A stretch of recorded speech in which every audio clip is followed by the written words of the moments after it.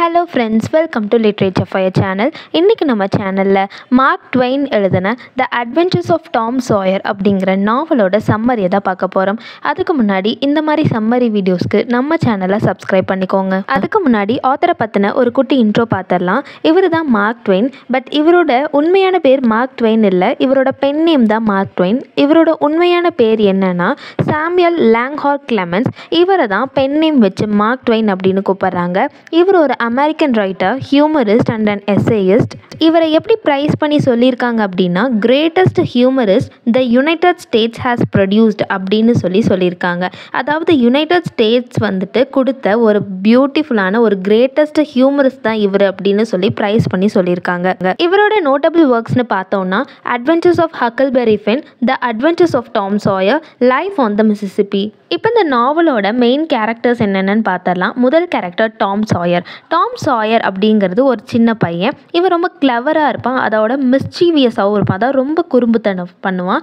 இவன் தான் இந்த நாவலோட ப்ரொட்டகானிஸ்ட்டும் கூட. Second character aunt poly.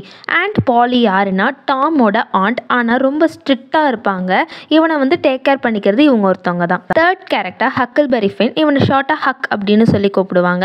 இவன் டாமோட best friend and also a poor boy. இவன் வந்து இந்த ஸ்டேட்டில் ரொம்ப ஃப்ரீயாக வாழ்ந்துட்டுருப்பான், அவனுக்கு எந்த ரூல்ஸும் கிடையாது அப்படிங்கிற மாதிரி ரொம்ப ஹாப்பியாக இருப்பான். Fourth character Peggy டேச்சர். பெக்கி டேச்சர் யாருன்னா டாம் கூட படிக்கிற ஒரு பொண்ணு அண்ட் ஆல்சோ இந்த பொண்ணு மேலே அவனுக்கு லவ் இன்ட்ரெஸ்ட்டும் இருக்கும். Fifth character Sid. சித் யாருன்னா டாமோட ஹாஃப் பிரதர். ஹாஃப் பிரதர் அப்படின்னா என்னென்னா ஒன்றும் இல்லை, ரெண்டு பேருக்கும் அப்பாவும் அம்மாவும் யாரோ ஒருத்தவங்க மட்டும் ரெண்டு பேருக்கும் ஒரே ஆளாக இருப்பாங்கல்ல, அவங்க தான் வந்துட்டு ஹாஃப் பிரதர் அப்படின்னு சொல்லுவாங்க. Sixth character Injun Joe. Injun Joe யாருன்னா இந்த ஸ்டோரியோட villain. And seventh character Muff Potter. Muff Potter யாருன்னா ஒரு கைண்ட் பர்சன் தான், பட் எப்போ பாரு குடிச்சிட்டே இருப்பார், ஒரு ட்ரங்கன் மேன் அப்படின்னு சொல்லலாம். இப்போ இந்த நாவல் எங்கே செட்டிங் ஆயிருக்குன்னு பார்க்கலாம். இந்த நாவலோட செட்டிங் எங்கே காமிச்சிருக்காங்க அப்படின்னா ஒரு ஸ்மால் ஃபிக்ஷனல் டவுன் அப்படின்னு சொல்லக்கூடிய செயின்ட் பீட்டர்ஸ்பர்க் அப்படிங்கிற டவுன் மிசூரி அப்படிங்கிற ஊரில் இருக்கிறதா காமிச்சிருக்காங்க. இது எங்கே இருக்குது அப்படின்னா மிசிசிப்பி ரிவர் வந்து பக்கத்துலேயே ஓடிட்டுருக்கு. எந்த பீரியடில் காமிச்சிருக்காங்கன்னா மிட் 19th சென்ச்சுரியில் காமிச்சிருக்காங்க. இப்போ இந்த நாவலோட ஸ்டோரி என்னன்னு பார்த்துடலாம். டாம் சாயர் அப்படிங்கிற இந்த மிஸ்சீவியஸ் பாய் பார்த்தோம் இல்லையா, ரொம்ப குறும்புத்தனம் பண்ணுவாள். அந்த டாம் வந்து யார் கூட வாழ்ந்துட்டு இருக்கான்னா அவனோட ஆண்டான ஆண்ட் பாலி அப்படின்னு சொல்கிறாங்க ஆண்ட் கூட வாழ்ந்துக்கிட்டு இருக்கான், அதாவது அவன் அத்தை கூட வாழ்ந்துக்கிட்டு இருக்கான்.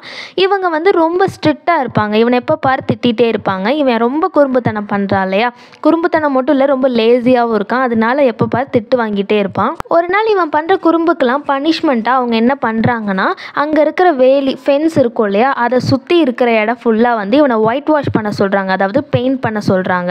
ஆனால் டாம் தான் ரொம்ப மிஸ்சீவியஸ் அண்ட் கிளவர் பாய் ஆச்சு. அவன் என்ன பண்ணுவான், அவன் பண்ணாமல் மற்ற பாய்ஸை வந்துட்டு அந்த ஜாபை வந்து இவனுக்கு கொடுத்த ஜாபை மற்ற பாய்ஸை வேலை வாங்கி இவன் வேடிக்கை பார்த்து அதில் ஒரு ஃபன் பண்ணிகிட்டு இருப்பான். அந்த அளவுக்கு ஒரு மிஸ்சீவியஸ் பாய் தான் இவன். இந்த சீன் வந்து ரொம்பவே ஒரு ஃபேமஸ் சீன். இந்த ஒயிட் வாஷ் பண்ணுற சீன் வந்து ரொம்பவே ஒரு ஃபேமஸ் சீன். ஏன்னா இது வந்து டாமோட கிளவர்னஸையும் காட்டுது, அவன் எவ்வளோ குறும்புத்தனம் பண்ணுறான் அப்படிங்கிறது இதுலேயே நம்மளால் தெரிஞ்சுக்க முடியுது. டாம் வந்து ஒரு ஸ்கூலில் படிக்கிறான் இல்லையா, அந்த ஸ்கூலில் வந்துட்டு ஒரு நியூ கேர்ள் வரா. அந்த நியூ கேர்ள் பேர் என்னென்னா பெக்கி டேச்சர். அந்த கேர்ள் யாருன்னா அந்த டவுனோட ஜட்ஜ் இருப்பாங்க இல்லையா, அவங்களோட டாட்டர். டாம்க்கு வந்து இந்த கேர்ளை பிடிக்கும், அதாவது இவன் வந்து ஃபால் இன் லவ், அந்த கேர்ள் மேலே லவ் ஆயிடுவான். இந்த பொண்ணை இம்ப்ரெஸ் பண்ணுறதுக்காக டாம் ட்ரை பண்ணுறான் அண்ட் ஆல்சோ ஈவன் என்கேஜும் பண்ணிக்கிறாங்க. ஆனால் பெக்கி டேச்சர் கொஞ்ச நேரம் கழித்து அப்செட் ஆயிடுவா. ஏன் அப்படின்னா டாம் வந்து ஆல்ரெடி ஒரு கேர்ள் கூட என்கேஜ் ஆன பையன் அப்படிங்கிறது அவளுக்கு தெரியும். அந்த கேர்ள் வேறு யாரும் இல்லை, எமி லாரன்ஸ். இங்கே என்கேஜ் அப்படிங்கிறது என்ன மீன் பண்ணுறாங்கன்னா லவ் தான் மீன் பண்ணுறாங்க, லவ் பண்ணுறாங்களே அதை தான் மீன் பண்ணுறாங்க. எமி லாரன்ஸ் அப்படிங்கிற பொண்ணை ஆல்ரெடி அவன் லவ் பண்ணியிருக்கான். இந்த விஷயம் வந்து பெக்கிக்கு தெரியும், கொஞ்சம் அப்செட் ஆயிடுறா. இதுக்கப்புறம் தான் ஒரு ஸ்கேரியான அட்வென்ச்சர் நடக்க போகுது. ஒரு நாள் நைட் என்ன ஆகுது அப்படின்னா டாம் யார் கூட வெளியே போகிறான்னா இவனோட பெஸ்ட் ஃப்ரெண்டான ஹக்கிள்பெரி ஃபின்னோடையும் அந்த ஹக்கோட ஃப்ரெண்ட் வந்து ஜோ ஹேப்பர் அப்படிங்கிறவனோடையும் ஒரு அட்வென்ச்சருக்கு போகலாம், அதாவது ஒரு சுவாரஸ்யமாக ஏதாவது பண்ணணும் அப்படின்னு. இவன் தான் ரொம்ப கிளவராக துருத்துருன்னு இருக்க பையனாச்சு, இந்த மாதிரி ஏதாவது பண்ணிகிட்டே இருப்பான். அப்படி சொல்லிட்டு எங்கே போகிறான்னா கிரேவ்யார்டுக்கு போகிறாங்க. கிரேவ்யார்ட்னா சுடுகாடு, அங்கே போகிறாங்க. எதுக்கு போகிறாங்கன்னா கோஸ்ட்லாம் பார்க்கலாம், நிறைய பேய் பார்க்கலாம் அப்படின்னு சொல்லிட்டு இந்த எல்லா பசங்களும் போகிறாங்க. யார்? டாம், ஹக்கிள்பெரி ஃபின், அவனோட ஃப்ரெண்டான ஜோ ஹேப்பர், இவங்க 3 பேரும் போகிறாங்க. இவங்க கோஸ்ட்டை பார்க்கலான்னு சொல்லி தான் போனாங்க. ஆனால் இன்ஸ்டெட் அங்கே ஒரு கொலை நடந்துட்டுருக்கு, அதை வந்து இவங்க விட்னஸ் பண்ணிட்டாங்க. இன்ஜின் ஜோ அப்படிங்கிறவன் டாக்டர் ராபின்சனை கொலை பண்ணிட்டான். கொலை பண்ணிட்டு அங்கே பக்கத்தில் முஃப் பாட்டர் அப்படின்னு ஒருத்தர் இருந்தார். அவர் எப்போதும் குடிச்சிட்டே தான் இருப்பார். அந்த டைமும் குடிச்சிருந்தார். ஸோ குடிச்சிருந்தனால முஃப் பாட்டர் தான் டாக்டர் ராபின்சனை கொலை பண்ணதா சொல்லி இன்ஜின் ஜோ பழிய தூக்கி முஃப் பாட்டர் மேலே போட்டுட்டான். இந்த காட்சியை பார்த்த டாம், ஹக் இவங்கெல்லாம் ரொம்ப டெரிஃபைட் ஆகிட்டாங்க. ரொம்ப பயந்துட்டாங்க. இது யார்கிட்டையும் நம்ம சொல்லக்கூடாது அப்படின்னு சொல்லி இவங்களுக்குள்ளேயே ஒரு சத்தியம் எடுத்துக்கிட்டாங்க. ஏன் அப்படின்னா அந்த இன்ஜின் ஜோ இவங்களையும் கொன்றுவான் அப்படின்னு பயந்துட்டு இந்த பசங்களாம் அவங்களுக்குள்ளே இதை யார்ட்டையும் நம்ம சொல்லவே கூடாது அப்படின்னு சொல்லி ஒரு சத்தியம் மாதிரி பேசிக்கிட்டாங்க. இவங்க இன்னும் அட்வென்ச்சர் தேடி போயிட்டே இருக்காங்க. அப்போ என்ன பண்ணுறாங்கன்னா டாம், ஹக் அண்ட் அந்த ஜோ ஹாப்பர் இவங்க 3 பேரும் எங்கே போகலான்னு முடிவு பண்ணுறாங்கன்னா ஜாக்சன் ஐலாண்ட் அப்படிங்கிற ஐலாண்டுக்கு போகலாம் அப்படின்னு சொல்லி முடிவு பண்ணுறாங்க. அந்த ஐலாண்ட் எங்கே இருக்குன்னா மிசிசிப்பி ரிவர் வழியாக தான் போகணும். எதுக்குன்னா அங்கே போய் பைரேட்ஸாக வாழலாம் அப்படின்னு. பைரேட்ஸ் அப்படின்னா கடல் கொள்ளைக்காரர்கள் இருக்காங்களே அவங்க தான் பைரேட்ஸ். அந்த மாதிரி வாழலாம் அப்படின்னு சொல்லிட்டு 3 பசங்களும் போகிறாங்க. இவங்களாம் சின்ன பசங்க தானே, இவங்களை தேடுவாங்களே இவங்க வீட்டிலலாம் சொல்லாமல் தான் போயிருக்காங்க. இப்படியே போயிருக்கும்போது ஹோல் டவுன் என்ன நினச்சிக்கிட்டாங்கன்னா இவங்க ரிவரில் மூழ்கி இறந்துட்டாங்க அப்படின்னு சொல்லி நினச்சிக்கிட்டாங்க. ஆனால் அங்கே இவங்களால சர்வைவே பண்ண முடியல. குறிப்பாக டாம் சாயரால் சர்வைவே பண்ண முடியல. எல்லாருமே ஹோம் சிக்காக ஃபீல் பண்ணுறாங்க. அதாவது வீட்டு ஞாபகம் அவங்களுக்கு வந்துக்கிட்டே இருக்குது. என்னதான் இருந்தாலும் சின்ன பசங்க தானே, ஸோ அவங்களுக்கு ஹோம் சிக் ஆகிட்டே இருக்குது. அதனால எப்படியா திரும்ப வந்துடலான்னு சொல்லி திரும்ப பார்க்குறாங்க. அப்போ என்ன நடந்துட்டுருக்குன்னா இவங்களாம் இறந்துட்டாங்கன்னு நினச்சி சர்ச்சில் இவங்களுக்கு ஃபியூனரல் நடத்திட்டு இருக்காங்க. அதாவது இறுதிச் சடங்கு நடத்திட்டு இருக்காங்க. இவங்களோட ஃபியூனரலுக்கு இவங்க சீக்ரெட்டாக பார்த்துட்ருக்காங்க. அப்புறம் சர்ப்ரைஸாக அந்த சர்ச்சுக்குள்ளே உயிரோட 3 பேர் நடந்து வராங்க. இப்போ பார்க்கும்போது எல்லாருக்கும் சர்ப்ரைஸ் ஆகி டாம் ஒரு ஹீரோ மாதிரி தெரியறான். இப்போ லேட்டராக இப்போ என்ன நடக்குதுன்னா இந்த முஃப் பாட்டர் அப்படிங்கிற ஒரு மேலே இந்த கொலைப்பழி தூக்கி போட்டாங்க இல்லையா, அந்த ட்ரையல் ஆஃப் மர்டர் கோர்ட்டில் இப்போ நடக்குது. அந்த கேஸ் நடக்குது. அந்த கேஸில் ஐ விட்னஸாக டாமும் போகிறான். டாம் போயிருக்கான். ஆனால் ரொம்ப சைலண்ட்டாக இருக்கான். ஆனால் சைலண்ட்டாகவே இருக்கிறத நினச்சி இவன் கில்ட்டியாகவும் ஃபீல் பண்ணுறான். இவனுக்கு தான் உண்மை தெரியும்ல, முஃப் பாட்டர் இந்த கொலை பண்ணலை அப்படிங்கிற உண்மை தெரியும். ஸோ கில்ட்டியாக ஃபீல் பண்ணுறான் சைலண்ட்டாக இருக்கிறது. ஃபைனலாக டாம் அவனோட சைலன்ஸை பிரேக் பண்ணி பிரேவாக கோர்ட்டில் எல்லா உண்மையும் சொல்லிட்டான். அந்த அன்னைக்கு நைட் நான் எல்லாமே பார்த்தேன். இன்ஜின் ஜோ தான் டாக்டர் ராபின்சனை கொலை பண்ணது அப்படின்னு சொல்லி எல்லா உண்மையும் சொல்லிட்டான். இந்த உண்மையை சொல்லிட்டு இருக்கும்போது கிளவராக இன்ஜின் ஜோ என்ன பண்ணுறான் அப்படின்னா அங்கே இருக்கிற ஒரு விண்டோ மூலியமாக எஸ்கேப் ஆயிடுறான். அண்ட் கோர்ட்டில் முஃப் பாட்டர் ஒரு இன்னசென்ட் அப்படின்னு சொல்லி டிக்ளேர் ஆயிடுச்சு.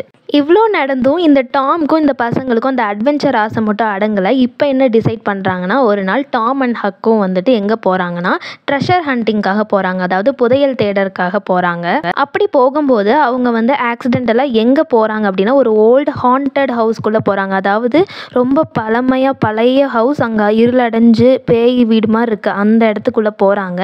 அங்கே அவங்க யாரை பார்க்குறாங்கன்னா ஆக்சிடென்ட்லி இன்ஜின் ஜோவை பார்க்குறாங்க. இன்ஜின் ஜோ யார்?